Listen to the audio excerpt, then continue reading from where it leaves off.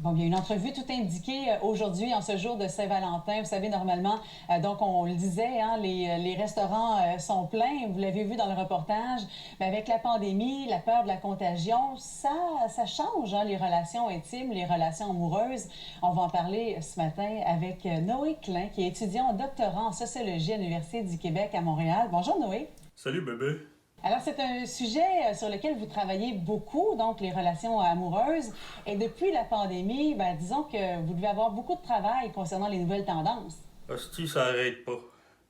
Effectivement, on est un groupe de jeunes étudiants à lunettes intellectuelles qui se réunissent chaque soir à l'université dans les locaux pour produire des études complètement inutiles aux frais de l'État et pour se dévierger entre nous. D'accord. Alors, ce qu'on voit principalement, ce sont les applications de rencontres virtuelles qui font vraiment des affaires d'or en ce moment. Comment ça joue, ce rôle-là, il se joue comment dans les rencontres?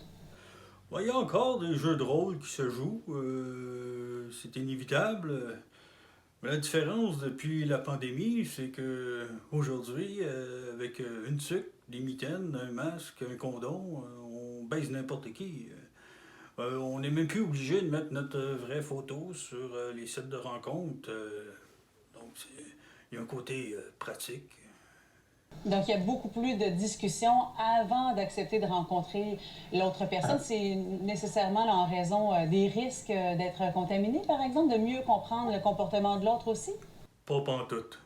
C'est comme avant, c'est du copy-paste. On trouve des phrases accrocheuses, des punchlines, et puis on copie. C'est juste qu'il y a plus de copy-paste qu'avant, naturellement. Oui, parce on a beau, en fait, décourager les rencontres hors de notre bulle, j'imagine que ça se fait quand même. Hein? Oh oui, oh oui, oh oui. D'ailleurs, je pense que c'est la faute beaucoup du docteur Arruda.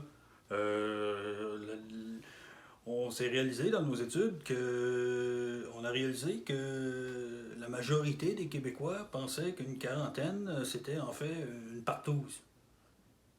Et tout à l'heure, on entendait une intervenante dire que selon elle, les relations amoureuses nouvelles, à partir des applications par exemple, risquent d'être plus durables dans le temps, moins éphémères qu'avant. Est-ce que c'est aussi un phénomène que vous observez? Mais pas pantoute. Ça risque d'être tout le contraire.